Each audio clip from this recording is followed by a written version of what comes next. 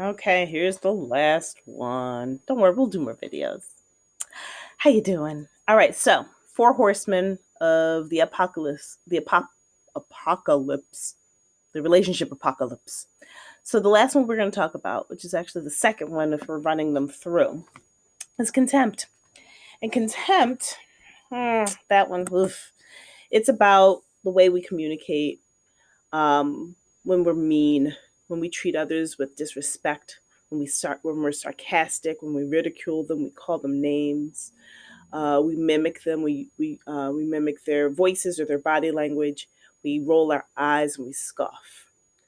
And when we do that, what we do is we set our partners up for feeling worthless and despised. So contempt is not cool, man. It's not cool. And the thing is, contempt and criticism are different. So while criticism attacks your partner's character, contempt assumes a position of moral superiority over them. So I am a better parent than you. I'm a better human than you. I'm smarter than you. I am faster than you. I judgment over you. So contemptuous kind of interactions are often based in this judgment that you are not as good as I am. And I'm looking at some research now that says that contempt, the use of contempt, it can actually have negative impacts on the body. Like people are more likely to have colds and other weakened immune system responses as a result of this contempt, probably because, in part, it creates more of that stress hormone that we know called cortisol. And cortisol leads to inflammation in the body. Inflammation, when experienced chronically, can lead to a lowered immune system. So look at that. Like the words we say, they always say sticks and stones will break our bones, but names will never hurt us. This shows it otherwise, right? So being contemptuous with your partner can lead to stress that can lead to health issues. So and the thing is, what I'm reading here says that contempt is the single greatest predictor of divorce. So, if you're sitting there and you're saying to your partner, "Oh, well, why don't you just cry me a river?" Like something like that. Like, because like if you're telling stories like, and then he said what, like that is contemptuous speech. And that's not even speech that's directed at your partner. That's something when you're telling a friend, right? So imagine standing in front of your partner and they're saying, I just need more time. And they're like, oh, you just need more time, you poor baby.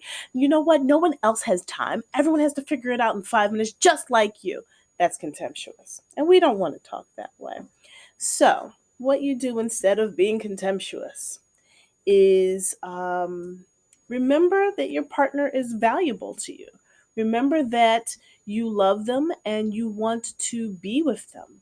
Remember that they are someone who you value, right? So, and also, I think the big piece of it is to remember that your partner doesn't mean you ill will, right? So we just have to remember that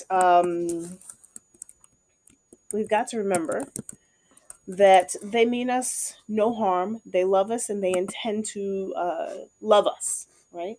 Now, you might have, if you have a partner who does have other intentions, then that's a whole nother conversation to have, right? If they aren't good to you, if you find yourself in a relationship with someone who is, um, uh, they're caustic to your sense of worth and value and wellness, then that's a different thing. But basically, what I'm asking you to do is try to build a culture of appreciation and remind yourself of your partner's positive qualities and find gratitude for those positive actions. So, when earlier I was talking about leaving the kid at ballet, that kind of happened today. We're not perfect people. But instead of being contemptuous with your partner and being like, "Oh, you poor thing, you had to stop doing this so you could go and take care of the kid. Yeah, it must be so hard to be you." Instead of doing that, what we could do is be like, you know what? Like my partner was working really hard, and so was I, right? And so that being said, I am thankful for them. I am appreciative of them being able to drop everything and go pick up the kid because I just wasn't available to do that because I was doing something else.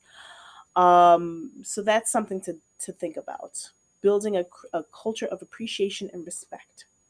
So, that being said, Um, I have lots of things to think about, lots of thoughts I could share to you. And I hope that you are having a great day.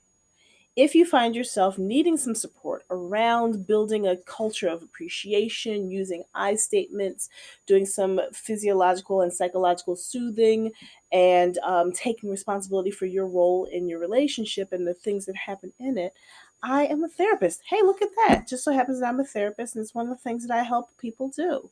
So, if you are interested in getting any support or feedback or want to talk about this more, please be in touch. You can email me at burgundy@betruecounseling.com to schedule an appointment. And if you just want to chat, you can also just send me an email and just tell me how I'm doing, how you're doing, and how we're doing. Since, this has been posted in different places, you can definitely find me on social media. And I will look forward to continuing these conversations with you going forward. Thank you and have a great day.